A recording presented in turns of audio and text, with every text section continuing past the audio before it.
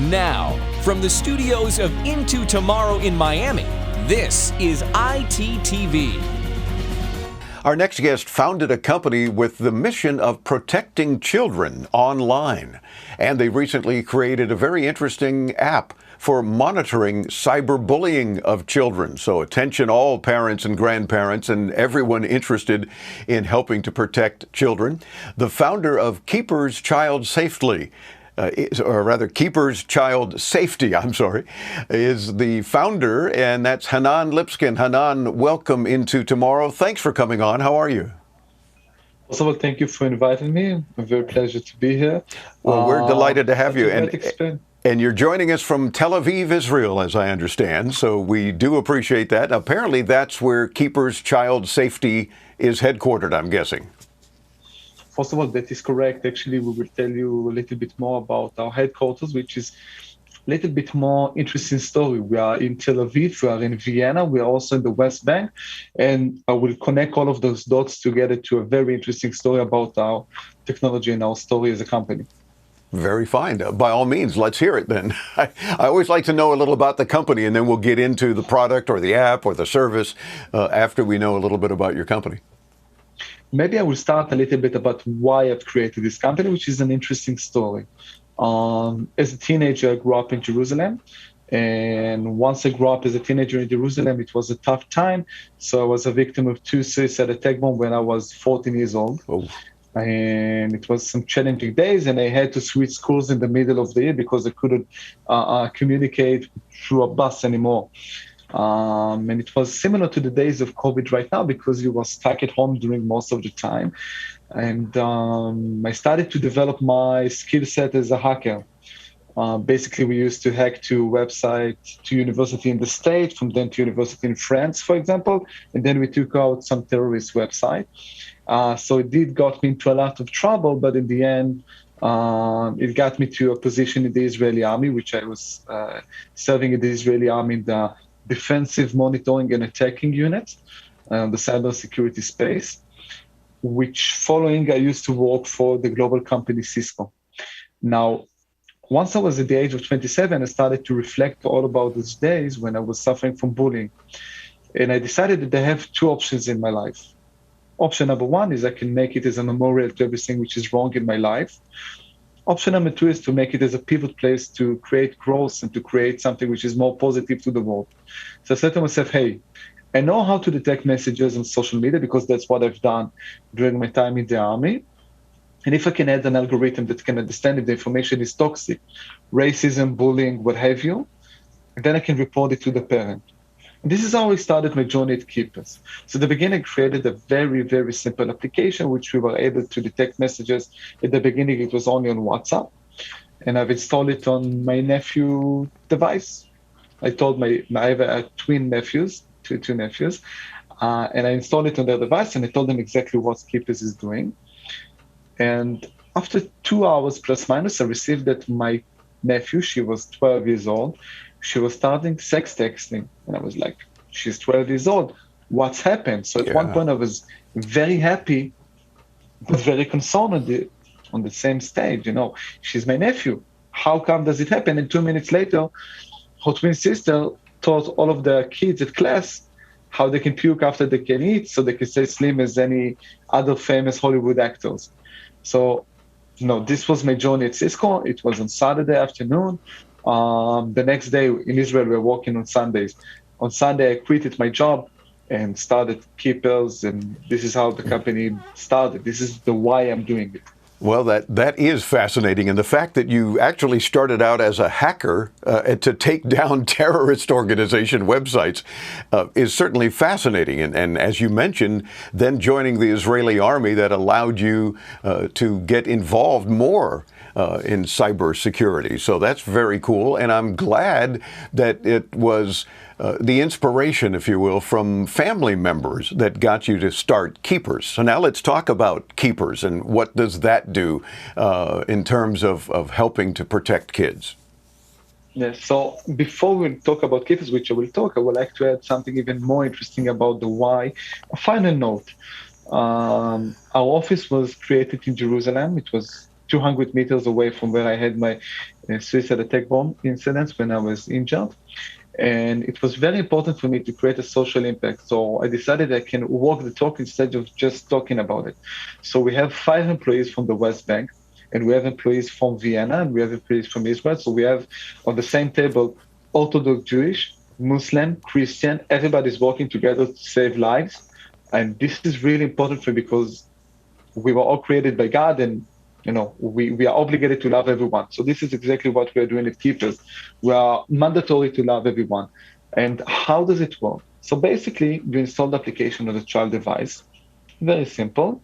And then you install it also on the parent device. The child is the sender, while the parent is the listener. So every message a child will send or receive on WhatsApp, Facebook, or what have you, we can detect it.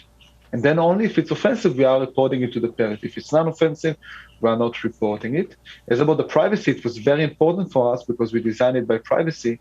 So we are obligated to the GDPR laws and also different privacy laws. So the information is processed on our server and then it's deleted because we are monitoring and shifting it only to the parent. And that's it. Simple as that. Now, because we can see whatever is on the screen, then even if your child will browse to any prohibited website, which there are many other categories like this, we can report it to the parent even if they will use VPN. So that's really important, but also we kept the parents to decide which categories are okay and which are not based on the child age, so they will have the flexibility. Now, all of those features was created because we have designed the application, designed by privacy and designed by philosophy. So we actually we have in our board member a seat for teenagers at the age of 14, at the age of 13, which they are teaching us what is right, what is wrong, what we should add. For example, PAL, which means parental listening. If I was not a child, I would never know about it. I see. I did not know that either, but that's important for parents and grandparents to know. PAL, it's like, oh, is that your pal? Yeah, that's my pal. No, but they're saying parents are listening, or maybe somebody's watching over my shoulder or whatever. And again, kids will do whatever they can to get away with stuff if they think it's okay in the long run. But that's kind of interesting that you picked up on even that. So if you see pal, is that something then that gets reported to the parent just to be on the alert? So the acronyms of PAL, which will be reported to the parent, and then in brackets, we will tell them exactly what does it mean. And even if we will send you a picture of emojis of an apricot, which is extremely offensive, we can report it and, those kind of features. But it was more interesting once we started Keepers, we took a group of 25 kids, in Israel, in Europe, many other countries, and we created a parliament of children, and we asked them how they feel about it. It's actually one of the kids, which mainly most of the kids are smarter than us, they told us, at schools, if we're doing something wrong, the teacher will be there to correct us. On social media, nobody's there.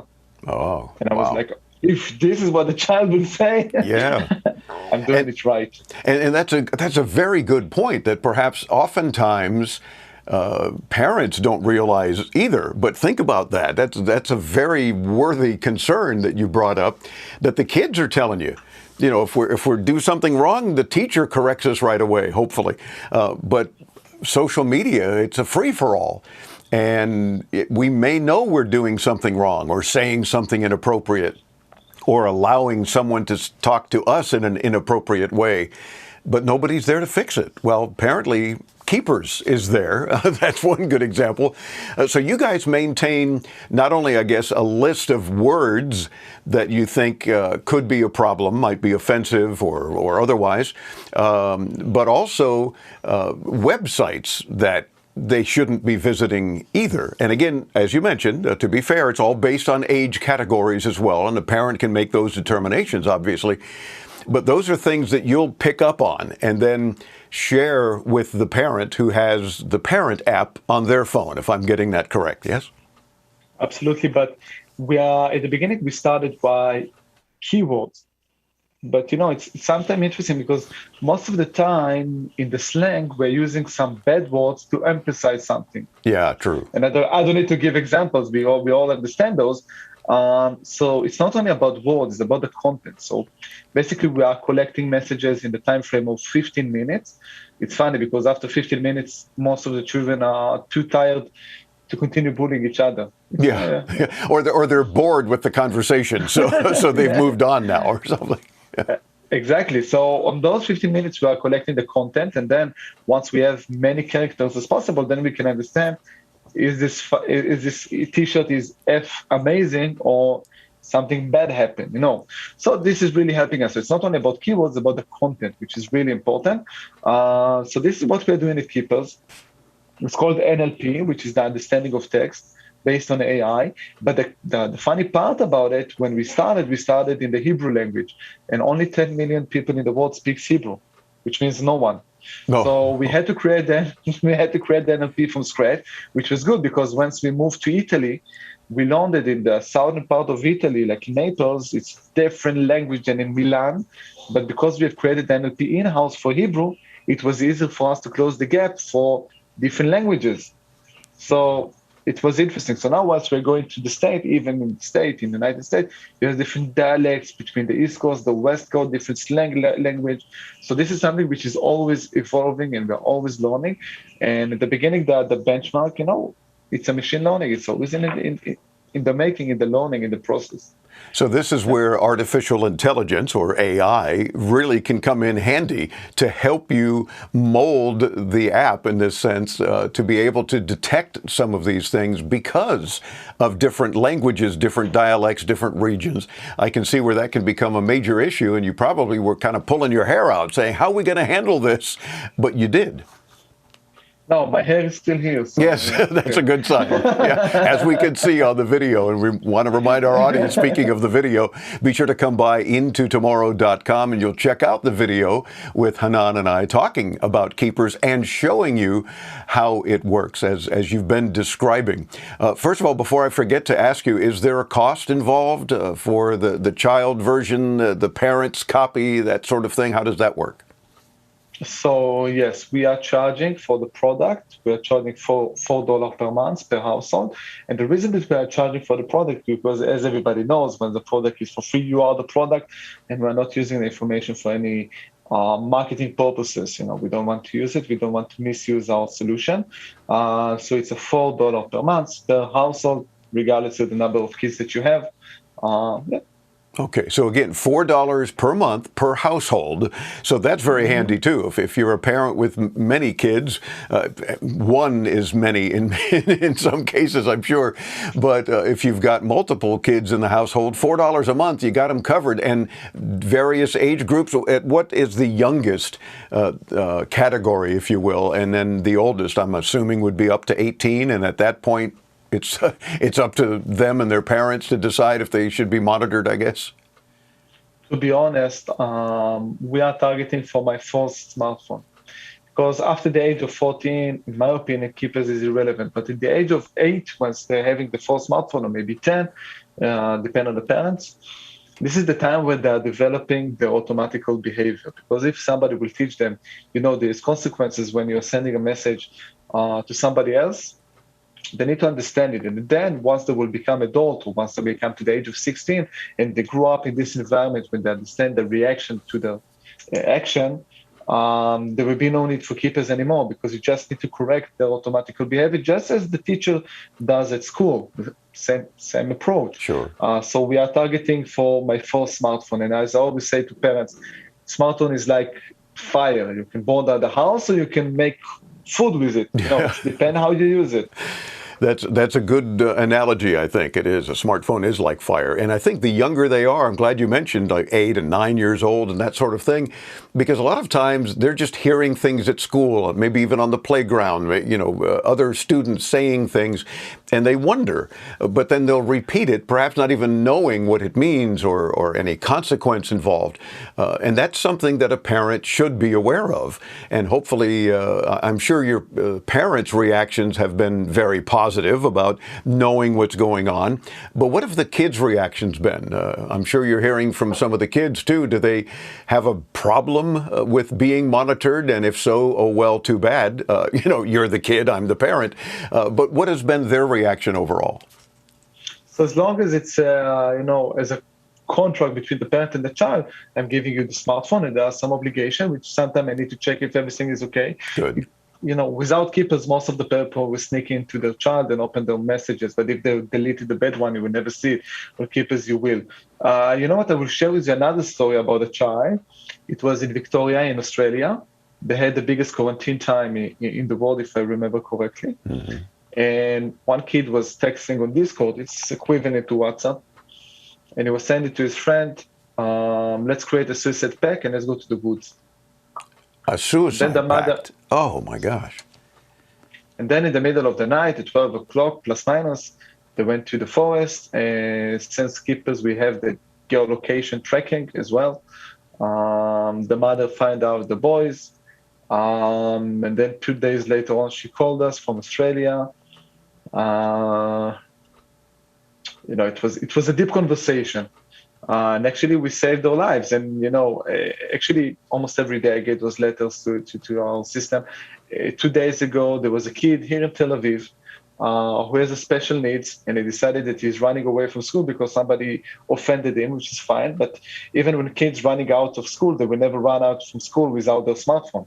Yeah. Now, he has a special need, and he was lost in the middle of town, and Tel Aviv is a very bustling city. It's the equivalent of New York in Israel, smaller but equivalent. Mm-hmm.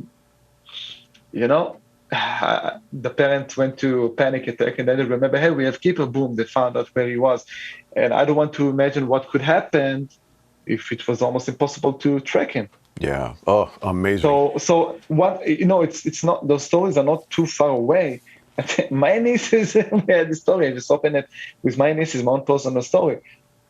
It's there, and as I always say, we can go like horses. We can blindfold our eyes and we can not look to the right or to the left, but it's there. Sure. So the parent can be better parents. We are not replacing them. We're just giving them tools. Absolutely. And you hit the nail on the head, as we say, so to speak, when you talked about, okay, here's the deal. I'm giving you a smartphone, but there are rules. And one of the rules is I'm going to be keeping a very close eye on what you're doing on the smartphone. And a good parent will do that. And let's hope they're all good parents. I wish that was the case, but for the most part, if you get and use keepers, I think you're a good parent. Now, real quick, Hanan, because we're fast running out of time, but you mentioned WhatsApp and Facebook. Can you also do this on regular messaging, text messaging? Does Keepers work on TikTok, which a lot of the younger kids are getting on and dealing with on a regular basis as well? Are there apps that it just will not work with, so parents are at least aware to perhaps keep a better eye on the phone physically if you're unable to do those kinds of things? So we can also detect on TikTok, on Telegram, which is highly important, even on Snapchat, because you need to remember that the message is deleted once you receive it, like James Bond kind of true. feature. So basically what we're doing, we have a stack on the child device because we're collecting the message every 15 minutes. So even if they will delete the message, that's fine. We already collected it. So Gotcha. Wow, excellent. And more information can be obtained, no doubt, at Keepers, Keepers, keepers.ai, as in artificial intelligence. And is the app available for Android and iPhone at this point? That is correct. Good. Terrific. And hopefully find it in the App Store even. We certainly want to get you back on again. You're doing a heck of a great job saving lives. I mean, there's not too many apps that can say they're saving lives. Keepers can say that. So Hanan Lipskin, the founder of Keepers Child Safety, thanks so much for spending a few minutes with us, and keep up the good work. Thank you so much for your time. Appreciate it. It's our pleasure. Keep up that good work. As I mentioned, keepers.ai. We'll link you there, too, when you visit us at intotomorrow.com. Be sure and come by and see the video with Hanan. And we're showing you how this works as he's talking about it. Again, intotomorrow.com. Check it out and visit keepers.ai. I'm Dave Graveline at intotomorrow.com. Much more right after this, right here on the Advanced Media Network.